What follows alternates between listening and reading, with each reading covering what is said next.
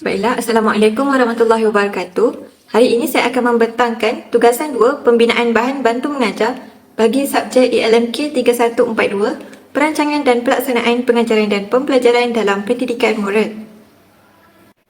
Saya Alin binti Salimin daripada unit Bahasa Melayu A, program PISMP tahun 2 semester 2, nombor kad pengenalan 0108 0608 0302, angka giliran 2021 2323 40271.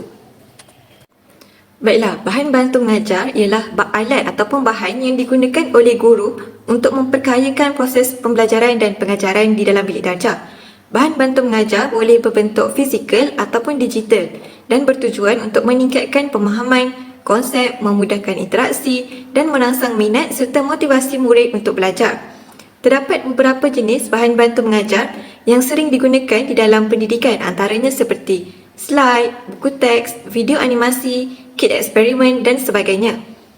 Justru itu, bagi melaksanakan tugasan ini, saya telah memilih untuk membina bahan bantu mengajar bagi pengajaran dan pembelajaran tema saya dan masyarakat, iaitu tahun 5, tajuk beradab sopan cerminan diri. Standard kandungan yang telah ditetapkan adalah 5.0 beradab sopan dan berbudi pekerti mulia dalam hidup bermasyarakat. Manakala standard pembelajaran adalah 5.1 menyenaraikan contoh amalan beradab sopan dan berbudi pekerti mulia dalam hidup bermasyarakat. Baiklah, penggunaan bahan bantu mengajar yang berkesan boleh memperdalam pemahaman murid, menyokong pembelajaran aktif dan menyesuaikan pendekatan pengajaran kepada keperluan dan gaya pembelajaran yang pelbagai.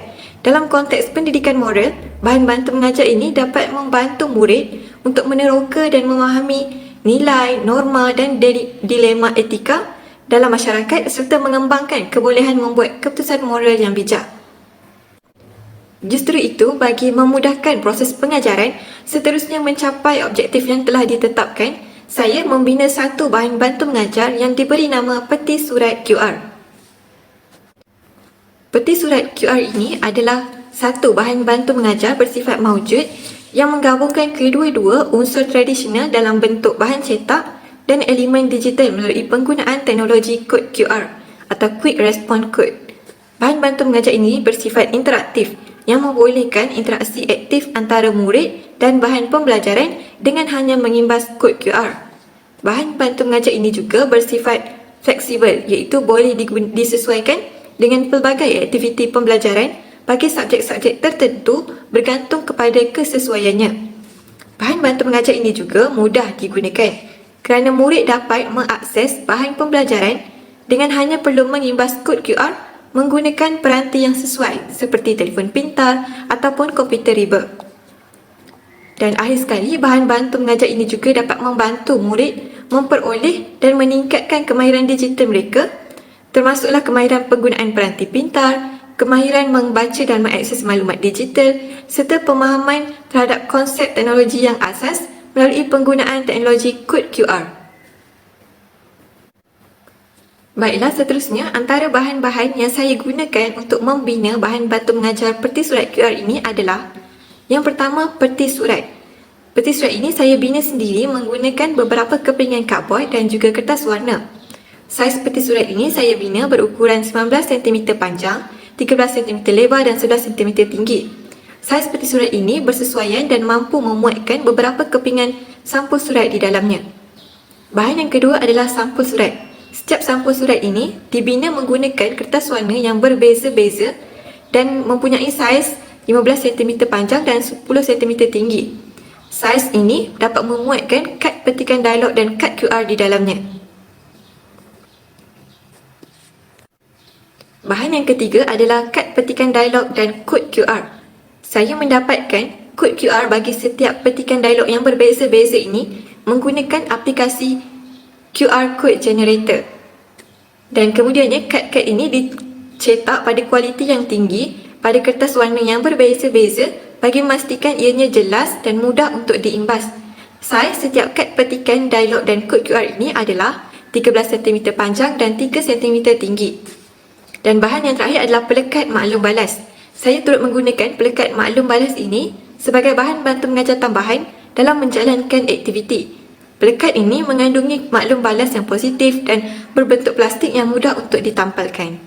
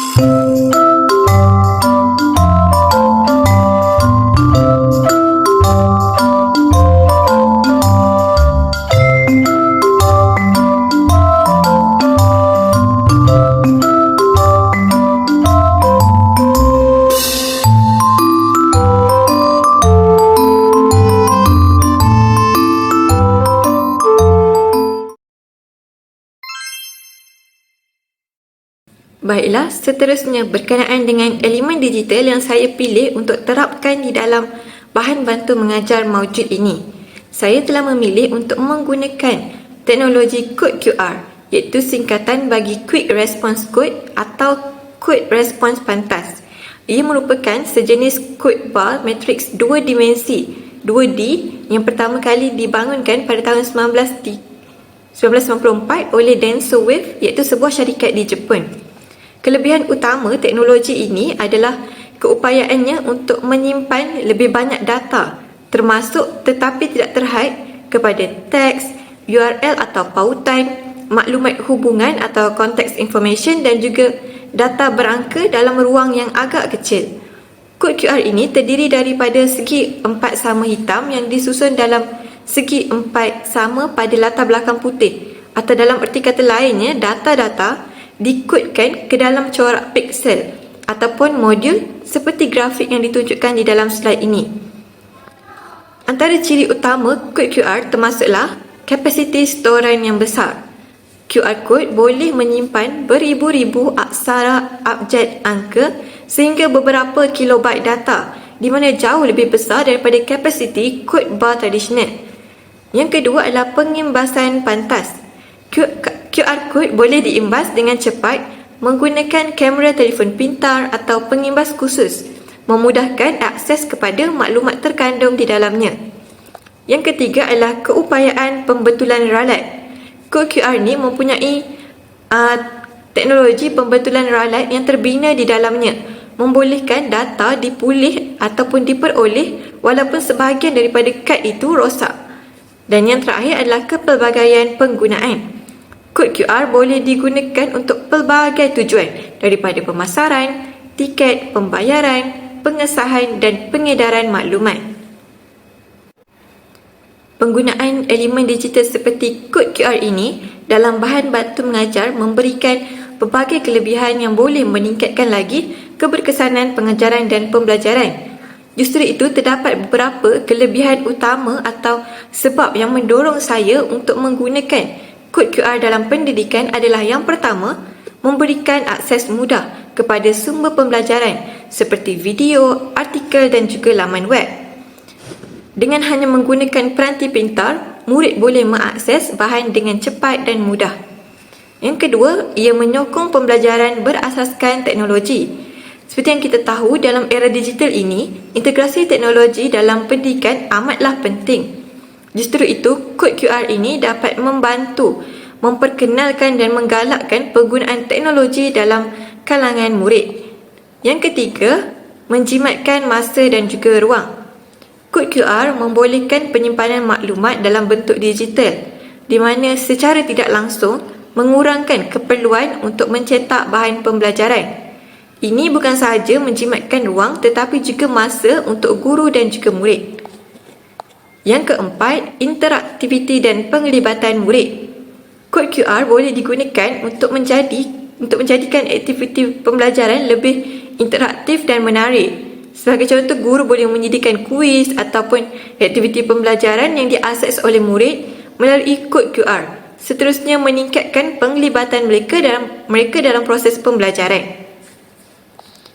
Yang kelima adalah kepelbagaian bahan pembelajaran. Kod QR membolehkan guru menambah sumber tambahan yang memperkayakan bahan pengajaran seperti video langkah-langkah atau manual, simulasi dan juga bahan interaktif lain yang tidak boleh disertakan dalam format cetakan.